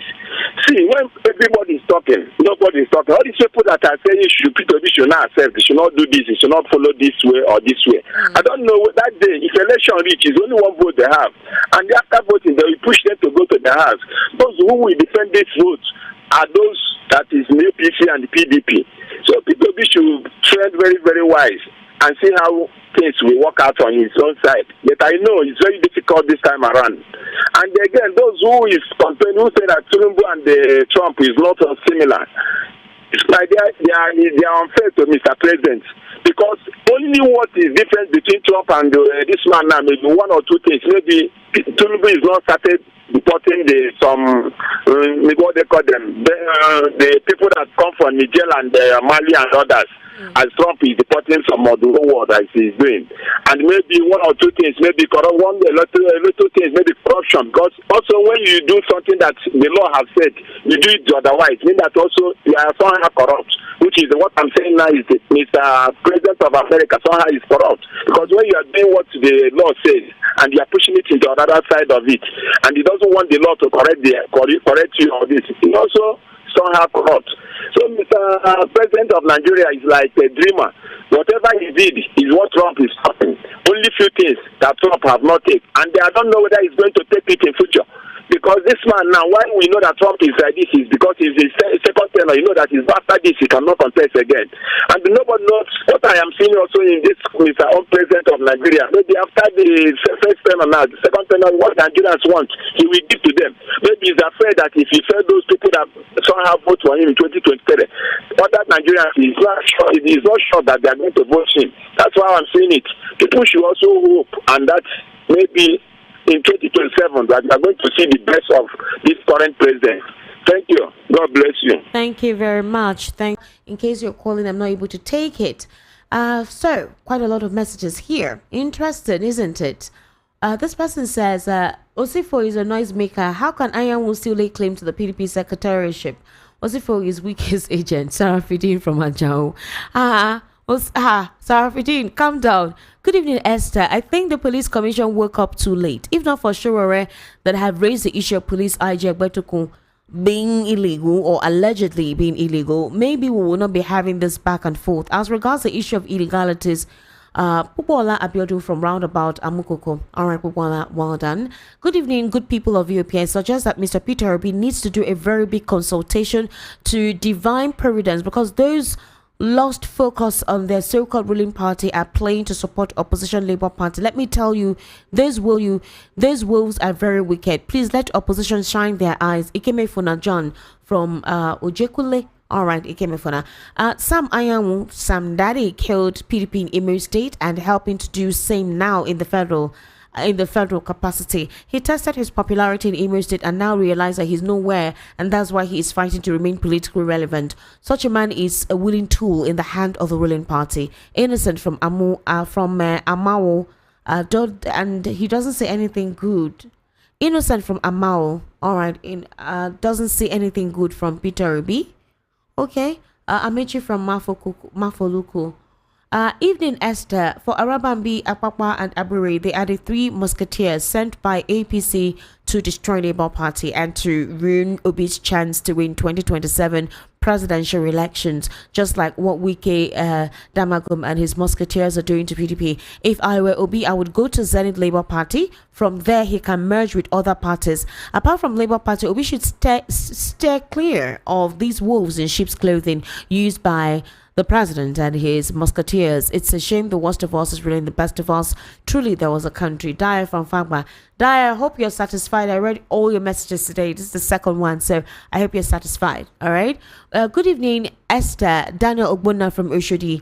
your secret admirer just on a lighter note for the position part is they are still joking. I wish they can come and give APC a run for their money.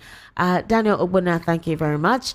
I sincerely do appreciate your admiration from wherever it is you're listening to us from. Good evening, Esther. With the present IG of police whose tenure was illegally extended, the same MAHMOUD Yakubu who superintended the infamous 2023 technical glitch with all his foot soldiers in place, anybody expecting anything different in 2027 would be profoundly disappointed.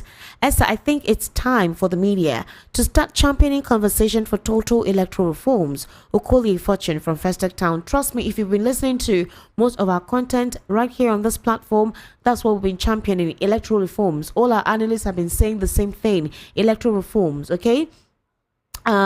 Party constitution and Nigerian constitution, which one is superior, Mr. Osifo? Arabambi wants to use Mr. Obi to draw attention of APC and increase his prize money, which Tinubu can be like Trump and deport aliens and tighten our borders to give us security, from Chief Udo. Well done, Chief Udo. Good evening, Esther Machuku. I have lost interest in Nigeria's electoral system and its umpire, chairman from what happened in 2023 general elections. And as far as it's still MAHMOUD Yakub that will administer the elections in 2027, the opposition will have no chance to be announced the winner where they won. I don't think MAHMOUD Yakub may be the INEC chair. I heard his tenure may be expiring this year. So I think for the next general elections, it may not be MAHMOUD Yakub. And if the INEC chairman will be appointed, how do you know that the same tradition will not continue? Okay, so let's not jubilate yet. With this present APC government in power since 2015, the saying that the worst civilian government is better than the military government is a huge lie. The reverse should be the case because Nigeria was better and Nigerians fared better. Wow, I'm not going to read this out though. Inze Akam Richard Emeka, I will not read this one out though because Esther, we're not asking for much. All we need is value to our hustles. Let government eat the seats. Ebuka from Okota. Esther Arabambi is a hungry supporter. It's like a dog chasing bone where you see you follow. Ebuka. All right, Ebuka. Good evening, Esther Wachuku. Peter Obi is a figure that attracts good people of Nigeria, not people like Arabambi and the likes. Nigeria needs the best of us to rule the best of us, unlike this present administration. Samuel Ofobisi Oje from Ajegunle, Apapa, Lagos. Well done, Samuel. Good evening, Esther Wachuku. APC is weaponizing poverty, seeing it as opportunity to buy members for APC both at federal level, state level, and local government level. As you can see, all Labour Party members in the House of Representatives have been bought. Christian from Shasha, how did they buy them? If they come and meet you, if somebody comes to meet you and say, "Okay, I want," somebody's coming to toast you, and if you know the person is not good, why would you allow the person to toast you? Should you go waka come? Did they force anybody? They did not force anybody. Oh. Good evening. I'm vocally perplexed in venting on our political office holders / elites. Hey, who is this person? Well, let's start. Indeed, patriotism from political holders have been jettisoned, while self-aggrandizement being the order of the day. I still find it hard to deduce a rationale behind the continuous jetting out of the country by the president on issues that ordinarily should be attended to by ambassadors. Our politicians are just shamelessly not serious with the well-being of the led. It's so unfortunate. Obina. Obina from Naval Town. Obina from Navy Town. Obina, well done. No, this is your English pack. Good evening, Esther. Firstly, on a lighter note, I'm deeply in love with your captivating golden voice. Thank you very much. The opposition has gone moribund over time. We all know how the opposition worked 2013 to 2015 till they clinched the power. Tinubu will complete his 8 years, but after that, it will be the end of APC reign. Success from Agbado. Well done. Success. Esther, also, if we should get to meet the senators in their plenary and push for electoral reforms. Also, we need someone like Mike Igini, not Yakubu and his gang, for credibility to avoid vote buying. It's a shame the worst of us reading. Dayo, don't send message again. It don't do. Good evening, Esther. Greetings to VOP family. Ari, former resident electoral commissioner at Adamawa State, will open all the secret things INEC chairman and his cohorts did during the 2023 elections. Churchill from Ikorodu. Well done, Churchill. Good evening, Esther and VOP crew. Endorsing Peter Gregory Obi is trying to stop measure, but Peter Obi and Obedient to step ahead of Labour Party and APC government. On Nnamdi Kanu to appear before court tomorrow. If the court discharges and acquits him, will federal government let him go? Why not? Why did you not abide by the former judgment of the court? When APC government is tired of keeping Nnamdi Kanu, they will release him. On INEC sacked rec, this is as a result of having strong men but very weak institutions. Else, such a character should be serving jail term in prison facility. Francis, Common Road, Ikpaja, Lagos. Francis, to be honest, I agree with you in that regard. I really, really do agree with you in that regard. Hello, good evening. Welcome to the Political Spotlight. What's your name? All right, call the number 0700 903 903 903 0700 903 903 903. Hello, good evening. Hello. How are you? Turn down the volume of your radio. Hello. Hello. Turn down the volume of your radio, please. Turn down the volume of your radio. Hello. Hello. All right, kindly call us back, please. When you call, turn down the volume of your radio. All right, please do that. It's important. Even you could not hear me. All right, and I couldn't hear what you wanted to say. 0700 903 903 903. That's the number to call. 0700 903 903 903. Good evening, Madam Esther. I know this person. I know you. Your guest said Abacha didn't travel out of the country, which I think or know is very true. I also know there were economic sanctions against Abacha's government by the Western nations. Very true. But I'm not aware if Abacha's allies and lieutenants were restricted from depositing looted funds into Western or foreign banks. Meanwhile, some of these Trump's decisions are taken in order to block the financial corruption conduit pipes by some Americans. For example, the World Health Organization and the US aid. As for Arabambi, Esther, are you surprised by his seemingly sudden change? For me, there's no reason to be surprised. It only places an attestation or confirmation of the cliche that there are no permanent enemies or permanent friends in politics, but permanent interests. In fact, I wouldn't be surprised if Obi returns to the PDP or APGA. Brother would be surprised. Rather, I think you wanted to write rather would I be surprised if Kenneth Okonkwo returns to the APC. Remember, he contested under the platform of the APC before, sent vacate from Ikotu. Let me compliment you. I love the way you were able to put your thoughts together on this platform on WhatsApp. It's not really easy. You made my reading neat very smooth. So thank you very much for wording your recommendations or your criticism properly for my better comprehension. I sincerely do appreciate that. Okay, well done and thank you very much. Please release Nnamdi Kanu, Mama Excel from Ojo. All right, okay. Esther, Dayo, I'm not reading this message. Oh, long gone. It's long, Dayo, it's long. You have sent 4 messages. It's long. 0817175638. Okay, let me take some messages on YouTube because we need to wrap up now. We have a program coming up. So, Tolsing, you said, yay, Esther started the show early today. This week is going to be great. Besides, I want your eyeglasses. Really? You want my eyeglasses? But thank you very much. Yes, obviously we'll continue like that. Jonathan Emmanuel, well done. Thank you very much. Abdurazak Abiodu, Esther, we can't hear you again. Can you hear us now? Can you hear me now? Lawson Amadi, Esther Machiko looks kinky today. VOP family, good evening. Thank you very much. Jessica Sumano says, Nnamdi Kanu said it, that God is contagiously keeping him safe. He said, you journalists are the problem of Nigeria. Kilo day, or you are waiting for Tinubu to tell you he's coming out in 2027. Okay, Timothy Ade says, this barrister is confused with jealousy. How now, Timothy? Michael Johnson Abosi from Ghana, all what is going on in Nana is just too bad. And Nana, all right, I don't understand what you wrote. Michael Johnson says, Lawson Amadi says, Peter Osifo, your contributions are inconsequential. Always shouting from his zone in Ikotu. Thank God Barrister Darlington gave him woto the day he came to the studio. You should allow Peter Osifo. Allow Peter Osifo. Amy Flourish, now well done. Well done to you, Amy.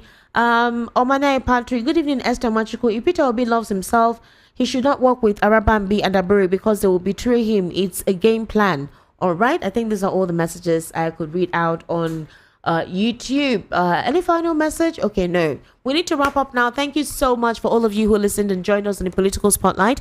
I sincerely do appreciate you. Honestly, apologies for the phone lines. I think MTN had issues. I think that number is kind of better than the 0700, but we sincerely do apologize for that. And you can follow me on social media. On Instagram, Esther Nwaz, ESTANWAZ, and on YouTube, Estic Media, ESTIQMEDIA, ESTIQMEDIA. You can actually send us, we have quite a lot of interesting content in there. And on Facebook is at Esther Nwachukwu. Do have yourself a wonderful evening, and bye for now.